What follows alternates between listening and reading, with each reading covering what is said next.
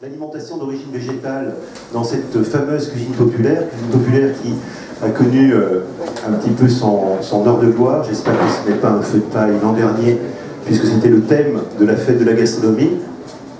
Ça a permis de faire avancer et de comprendre que cette cuisine populaire, c'était en fait la cuisine tout simplement de tous les jours, qu'elle soit à la cantine, à la restauration collective, que ce soit à la maison, et aussi dans tous les petits estancos, bistrots qui existent en France où on mange sans forcément vendre sa culotte, qui est en général ces restaurants un peu chers. C'est ce dont on parle dans la presse. Nous on s'intéresse en fait à ceux où pour 15 €, 20 €, on arrive à faire un repas. C'est ça l'Observatoire des cuisines populaires, mettre en avant cette cuisine de tous les jours.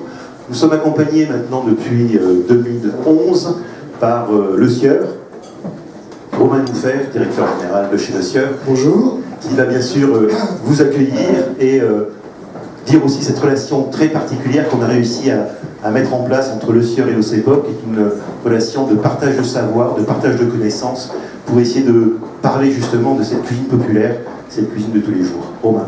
Merci, bonjour à toutes et à tous, merci d'être venus aussi nombreux. Bon, j'espère qu'on ne va pas mourir de chaud, je crois qu'il y en a que des éventails et d'autres qui ont trouvé des solutions près des fenêtres qui sont assez astucieuses. Mais bon, on va essayer de tenir le choc de la matinée. Effectivement, on est là pour parler de l'OCEPOP. Alors, un certain nombre d'entre vous étaient déjà là au colloque précédent et savent déjà ce que c'est, d'autres peut-être un peu moins. Donc je voudrais juste rappeler qu'effectivement on a créé cette OCEPOP en 2011 et c'est vraiment un espace interactif d'observation et de compréhension de la cuisine quotidienne des Français.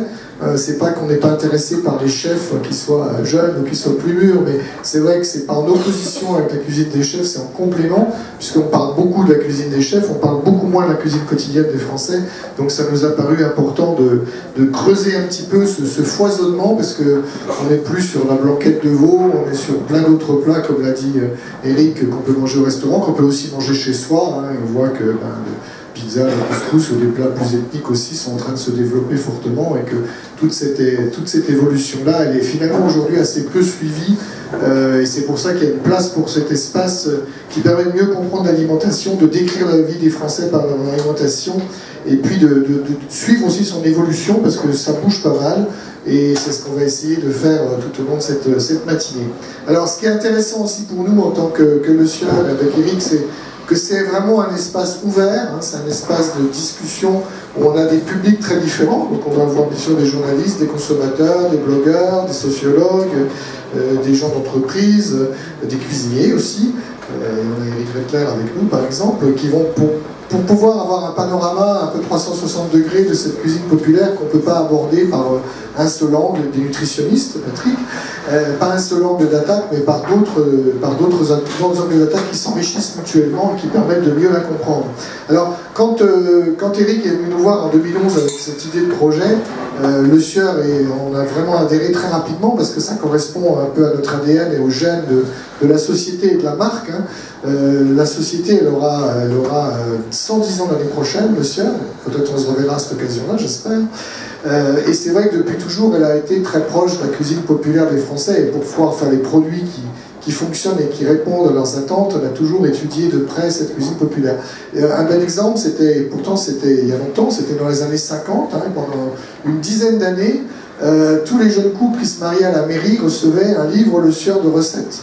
Donc c'était déjà très en avance, c'était du marketing très, très personnalisé qui se faisait à l'époque et qui permettait donc déjà de connaître, de travailler sur des recettes populaires d'aujourd'hui, enfin de l'époque, de façon un peu nouvelle. Si je peux me permettre d'intervenir. Oui, vas-y, bien sûr. Le livre s'appelle « Manger mieux en dépensant moins ». Ouais, c'était pas mal quand même. C'était en avance sur son temps. Non, la bonne idée, c'est de le rééditer avec des commentaires. On va le faire. C'est vrai? Ouais, c'est prévu. C'est prévu pour la fin d'année. Donc on va le rééditer parce qu'effectivement, il est assez exceptionnel et les recettes sont encore d'actualité. C'est encore très, très intéressant. Donc ça c'était ce qu'on a fait dans les années 50, on ne s'est pas arrêté là quand même parce qu'on a un peu évolué depuis et c'est vrai qu'on a toujours accompagné les mutations de la cuisine populaire à travers notamment les préoccupations santé, hein, depuis les années 50 on a quand même beaucoup évolué là-dessus et chez nous par exemple le lancement d'Isio 4 a été un événement majeur qui a permis d'améliorer le quotidien des Français en termes de nutrition, mais il n'y a pas que ça, il y a bien sûr la gourmandise, faire des produits de plus en plus gourmands, de plus en plus meilleurs. Et puis, plus récemment, je dirais l'envie de voyager. Hein. Les Français ont beaucoup voyagé. On s'aperçoit qu'aujourd'hui, dans les sauces, par exemple, qu'on vend, les sauces les plus vendues, dans les plus vendues, en tout cas, c'est des sauces comme les samouraïs. Donc on est bien loin des béarnaises qu'on avait peut-être il y a même juste 15 ans. Hein. Ces sauces un peu exotiques, ethniques, etc. ont explosé sur les 2 dernières années. Si vous allez voir un linéaire de magasins, vous allez voir qu'il y en a plus que les sauces classiques aujourd'hui et qu'elles se vendent aussi plus. Donc il y a ce souhait de retrouver soit des goûts que les consommateurs ont trouvés à l'étranger, soit simplement d'essayer des nouvelles choses et de combiner des nouvelles saveurs. La praticité, beaucoup de travail aussi sur les packaging, les emballages, hein, notamment nous on a lancé ce qu'on appelle les stop-gouttes, qui permettent d'éviter que les bouteilles fuient, et puis aussi qui a un geste beaucoup plus jeune et beaucoup plus moderne pour utiliser de l'huile ou de la mayonnaise d'ailleurs. Donc ça, si la praticité est quelque chose qui est important dans la vie des Français.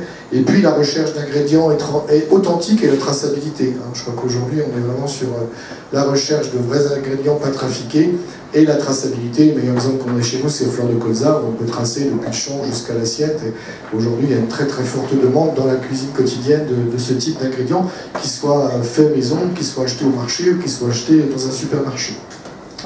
Donc l'OCPOP permet pour nous de bien comprendre, de mieux comprendre ces évolutions qui sont assez rapides, hein, et donc de mieux nous adapter aussi en termes d'innovation aux préoccupations et aux attentes des Français.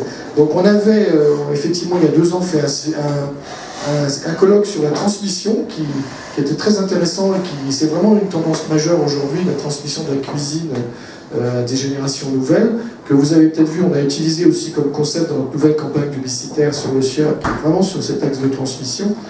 Et puis là, on a choisi un autre thème, qui est le thème du végétal. Pourquoi ? Pourquoi un colloque sur le végétal ? On peut se poser la question, parce que c'est vrai que ça paraît quelque chose d'assez simple. En fait, c'est assez complexe. Hein. On s'aperçoit que c'est clair que c'est une tendance de fond depuis plusieurs années. Je pense que tous ceux qui sont ici en sont bien conscients. On sent une très forte poussée du végétal. Mais il y a un changement des consommateurs. Alors après, est-ce que c'est de l'image ? Est-ce que c'est de la réalité ? Ce sera un peu une des thématiques de ce matin, puisque il y a on sent qu'en termes d'image, en tout cas, le végétal a pris le dessus et est en train de prendre le dessus sur l'animal à travers une recherche de plus de naturalité, volonté de consommer plus sain, diminuer la consommation de viande. Il est perçu comme bon pour la santé et pour l'environnement, et donc il répond à certaines attentes aujourd'hui, et on va essayer de voir si ces attentes sont plus de l'image, plus de la réalité, quelle est la complexité. Là aussi, c'est certainement ce végétal aujourd'hui assez flou finalement, et il y a des végétariens, des flexitaristes, il y a plein de populations qui sont en train d'apparaître. Et c'est certainement beaucoup plus complexe et plus multifacette que dire simplement qu'il faut développer le végétal. Donc on va essayer de comprendre ce que c'est la multiplicité de ces définitions et de savoir ce que ça veut vraiment dire manger du végétal. Donc ce colloque s'intitule « Les Français en mode végétal ». Et puis, donc, je vais laisser maintenant Eric vous expliquer ce qu'on va voir, ce qu'on va entendre ce matin aussi, de manière à ce avant la fin de la matinée, on ait une perception un peu plus claire de ce que c'est vraiment le végétal, manger du végétal. Puis bien sûr, on pourra répondre aussi à vos questions avec les différents intervenants de Petit Dit. Eric, je te laisse la parole. Merci beaucoup, Romain Moufer. Bien sûr, vous pourrez discuter avec Romain à la fin du colloque, puisqu'on a un déjeuner qui est prévu, si vous avez des questions à lui poser. Alors donc oui, cette notion de végétal soutenue par une enquête IFOP qu'on a enrichie avec des entretiens longs que vous avez dans le dossier de presse. On a rencontré des gens de différents âges, différents profils sociologiques, différentes régions, sur justement qu'est-ce qu'ils perçoivent derrière cette notion végétale, quels en sont les freins à la consommation. C'est bien sûr du déclaratif. Ce qui serait passionnant, c'est de pouvoir mener une enquête en observant réellement ce qui se passe dans la cuisine. Si les gens font autant qu'ils disent, c'est toujours un petit peu le problème. Et pendant toute cette matinée, on va essayer de rencontrer, bien sûr commenter l'enquête, présenter l'enquête, mais rencontrer en fait dans un propos de partage d'expérience. C'est un petit peu la caractéristique depuis toujours de l'Observatoire des cuisines populaires, repérer les choses qui se passent à droite et à gauche et les mettre devant pour les rendre visibles, exactement comme cette cuisine populaire qui était un petit peu invisible, où on cherche à la rendre un peu plus visible et la mettre au cœur de nos préoccupations. Donc on va recevoir Sophie Niclos, par exemple, qui travaille à l'INRA sur l'acquisition des goûts chez les tout-petits. On va recevoir Dorothée Germain, qui est chargée de mission dans une commune du nord de la France, avec la mise en place du programme VIF sur l'alimentation chez les enfants scolarisés entre la maternelle, je regarde si je dis pas de bêtises, et l'école primaire. On va recevoir aussi Anne Giraud qui travaille avec l'Association nationale des épiceries solidaires sur quel travail ils font, à la fois dans la récupération des légumes de retrait, mais aussi sur l'acquisition des pratiques et de la consommation des légumes auprès des populations défavorisées. On va recevoir aussi Didier Thévenet, qui est chef de la restauration collective à Lons-le-Saunier, commune qui depuis, je crois qu'il est en place comme directeur de la restauration collective depuis 18 ans. Il est majeur, donc il a le droit de parler en public, et surtout c'est l'une des premières communes qui a cherché à faire du local, faire du bio, et on va essayer de découvrir enfin sa perception et sa difficulté à faire manger des produits d'origine végétale à cette clientèle qui va de l'école maternelle jusqu'aux personnes âgées en maison de retraite ou en portage à domicile. Et puis bien sûr, on recevra deux personnages très connus, Michel Troisgros et Joël Thiébaut qui est juste là, qui sont un petit peu des précurseurs.